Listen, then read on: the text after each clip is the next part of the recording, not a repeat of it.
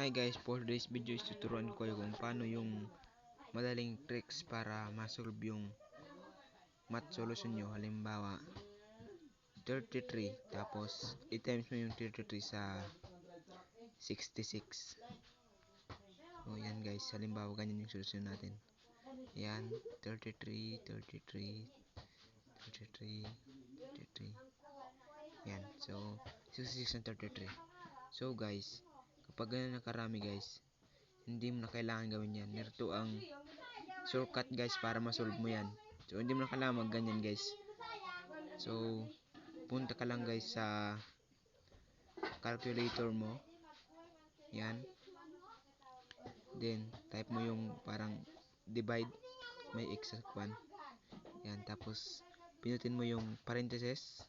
Pinutin mo yung 33. Mali pala. Sorry. So 33 tapos parentheses ulit. Tapos pinutin mo yung xy. Yan, din 66. Yung ilagay mo sa labas. Then yun yung sagot guys. Tapos 1.4 lang yung kukunin nating number guys pagkatapos ng point na yan. So yan guys. So mahaba yung sagot dyan guys.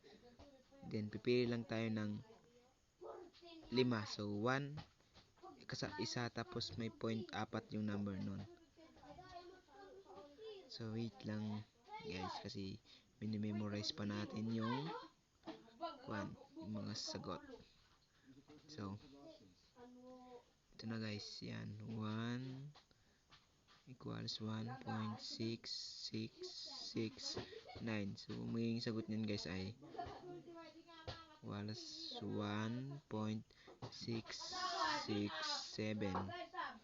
Kasi guys naging 7 kasi niround off natin yung 9, round natin yung 6 pala, sorry. So kapag kasi mataas yung kasunod ng pwede nating i-round off. So yun lang guys, thank you for